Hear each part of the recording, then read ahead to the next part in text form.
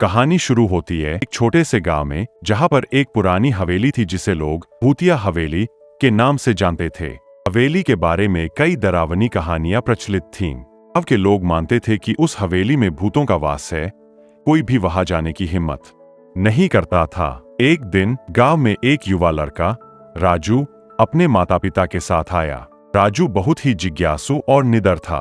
उसने गांव के बच्चों से हवेली के बारे में सुना और उसकी उत्सुकता जाग गई। राजू ने ठान लिया कि वह इस हवेली का रहस्य सुलझाएगा।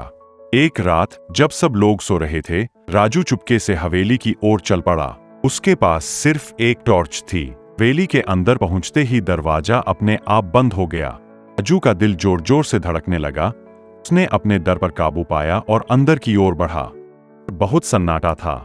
दीवारों पर मकड़ी के जाले, टूटी हुई खिड़कियां और फर्श पर धूल की मोटी परत थी। अचानक उसे एक कोने से कुछ आवाजें सुनाई दीं। धीरे धीरे उस ओर बढ़ा और देखा कि एक पुरानी अलमारी से धुंधली रोशनी आ रही थी। राजू ने अलमारी खोली तो उसके सामने एक छोटी सी लड़की का भूत खड़ा था। वह रो रही थी। राजू पहले तो डर गया, लेकिन फिर उसने देखा कि लड़की की आंखों में दर्द और बेबसी थी। उसने हिम्मत जुटाकर पूछा, कौन हो और यहाँ क्यों हो? लड़की ने रोते हुए बताया कि वह भी इस गांव में रहती थी।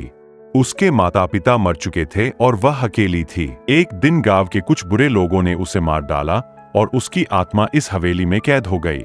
हमेशा मदद के लिए पुकारती रही, लेकिन कोई उसकी आवाज नहीं सुन पाया। राजू ने सहानुभूति से उसकी बात सुनी और उसे वादा किया कि वह उसकी आत्मा को मुक्त करेगा। उसने लड़की से पूछा, तुम्हें शांति कैसे मिलेगी? लड़की ने कहा, मुझे मोक्ष तभी मिलेगा जब अपने माता पिता के साथ हो जाऊंगी। मेरा शरीर हवेली के बगीचे में दफन है।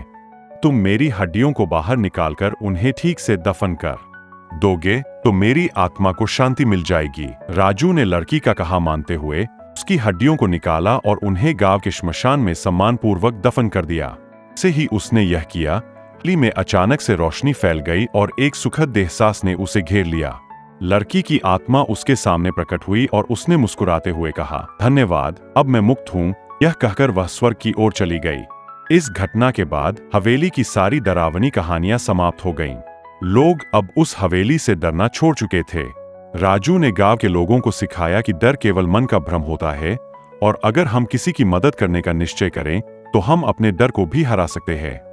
राजू की बहादुरी ने पूरे गांव को प्रेरित किया और वह सबके लिए एक नायक बन गया। उसने दिखाया कि सच और साहस के सामने कोई भी अंधविश्वास या डर टिक नहीं सकता। हवेली अब एक पवित्र स्थान बन गई थी, जहां लोग शांति और धैर्य की प्रार्थना करने आते थे। इस तरह राजू ने न केवल एक भूतिया हवेली के रहस्य को सुलझाया, बल्कि अपने साहस और दया से गांव के लोगों का दिल भी जीत लिया।